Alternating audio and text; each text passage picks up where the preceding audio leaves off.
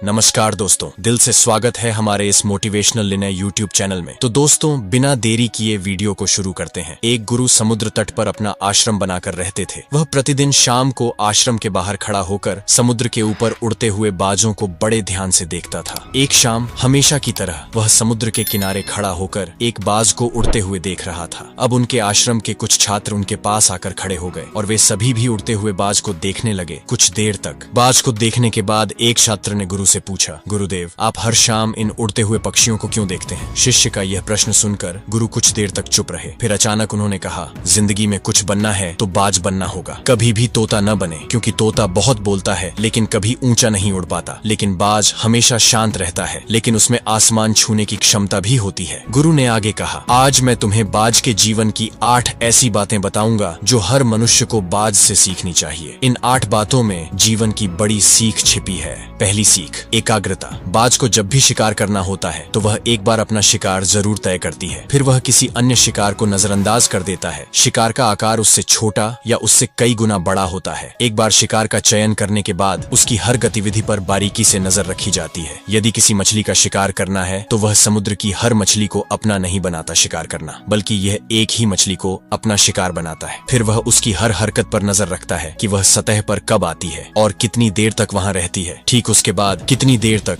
वह पानी के ऊपर छलांग लगाती है। जो कुछ भी उसके शिकार के काम को आसान बना सकता है वह उसे बहुत ध्यान से देखता रहता है। तो इससे हमें यह सीखना चाहिए कि 10 अलग अलग लक्ष्यों पर अपनी ऊर्जा बर्बाद करने के बजाय हमें पूरी एकाग्रता के साथ एक लक्ष्य पर ध्यान केंद्रित करना चाहिए और उस लक्ष्य के बारे में जितना संभव हो उतना सीखना चाहिए। और इस बात का भी ध्यान रखना चाहिए कि उस लक्ष्य को प्राप्त करने में क्या चुनौतियां आने वाली हैं और हम उन चुनौतियों को कैसे आसान बना सकते हैं। हमें इन सभी बातों को जानना चाहिए। दूसरा सिख, बाज हमेशा ऊंचा और अकेला उड़ता है। बाज कभी गौरैया, कौवे या छोटे पक्षी के साथ नहीं उड़ता। बाज या तो बाज के साथ उड़ता है या अकेले उड़ता है। यह हमें सिखाता है कि छोटी सोच वाले लोगों से दूर रहें, या तो बड़ी सोच वाले लोगों के साथ रहें या फिर अकेले रहें, क्योंकि जिस तरह के लोगों के साथ हम रहते हैं वही अंततः वही बन जाते हैं जो हम हैं। इसलिए हमेशा अच्छे लोगों की संगति चुनें, नहीं तो आप अकेले रह जाएंगे, क्योंकि यही वह समय है जब हम खुद को बेहतर तरीके से जान पाते हैं। तीसरी सीख, अपनी सीमाओं से ऊपर उठें। जब भी मौसम खराब होता है या बारिश या तूफान आता है तो हर पक्षी अपने घोंसले की ओर उड़ जाता है और छिपने की जगह ढूंढ लेता है, लेकिन बाज ऐसा कुछ नहीं करता। यह अपनी ही सीमाओं को तोड़ने और बादलों के ऊपर उड़ने की कोशिश करता है। हवाएं उसे थपेड़े मारती हैं, उसके पंख भारी हो जाते हैं, पानी और धूल के कारण उसे कुछ भी दिखाई नहीं देता है, लेकिन फिर भी वह आकाश की ओर उड़ता रहता है और अंत में बादलों से ऊपर उठता है और वहां तब तक उड़ता रहता है जब तक कि मौसम नहीं बदल जाता। बाज उसे तोड़ने में सक्षम होता है। सीमाएं इसलिए क्योंकि मुसीबत आने पर वह घबराता नहीं है, उससे न डरता है, उससे भागने की कोशिश नहीं करता, बल्कि सकारात्मक सोच के साथ उसका सामना करता है। इससे हमें यह सीख मिलती है कि जीवन में जब भी कोई समस्या आए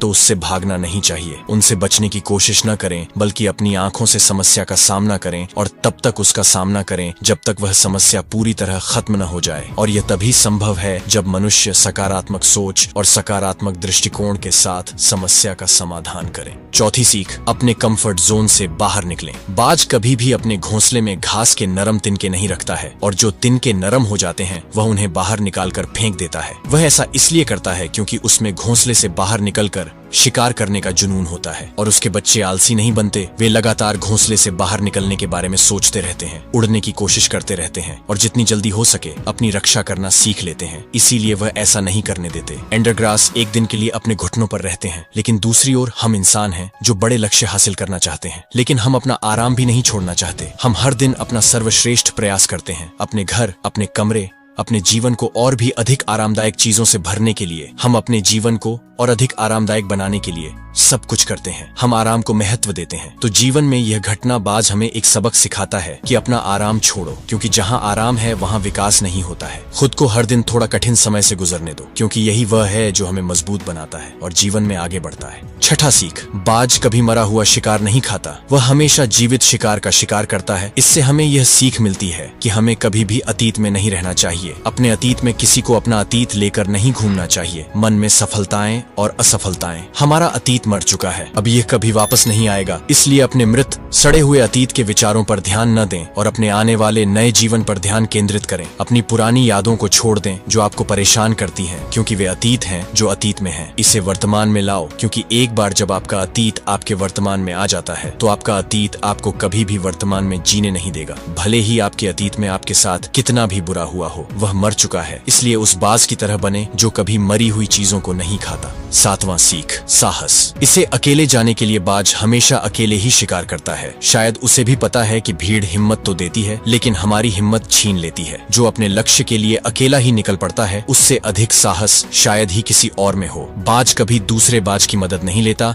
और कभी किसी की मदद नहीं करता, यहाँ तक कि अपने बच्चे की भी नहीं। जंगल का राजा शेर भी झुंड में शिकार करते देखा जा सकता है, लेकिन बाज को नहीं। यही कारण है कि उसमें इतना साहस है कि वह जल, थल और नभ में शिकार करके अपना परचम लहरा सकता है। तो इससे यह सीख मिलती है कि अपने लक्ष्य को पाने के लिए कभी भी अकेले चलने से न डरें। अगर बुद्ध को अकेले चलने में डर लगता था तो दुनिया को ध्यान और शांति का पाठ कौन पढ़ाता। 8वां और सबसे महत्वपूर्ण सीख, दर्द से मत भागो। फाल्कन लगभग 70 साल तक जीवित रहता है, लेकिन 40 साल के भीतर उसका शरीर बूढ़ा हो जाता है। उसके शरीर में नाखून गड़ जाते हैं, पैर पंख उसके शरीर में चिपक जाते हैं, उसकी चोंच मुड़ जाती है, उसका शरीर भर जाता है। ऐसी स्थिति में शिकार उड़ने की स्थिति में भी नहीं होता है। अब उसके पास केवल 2 ही विकल्प हैं। पहला, या तो वह अपनी स्थिति स्वीकार कर भूख से मर जाए या किसी अन्य जानवर का शिकार बन जाए। दूसरा विकल्प यह है कि वह 6 महीने की बेहद दर्दनाक प्रक्रिया से गुजरे और खुद को फिर से मजबूत बनाए।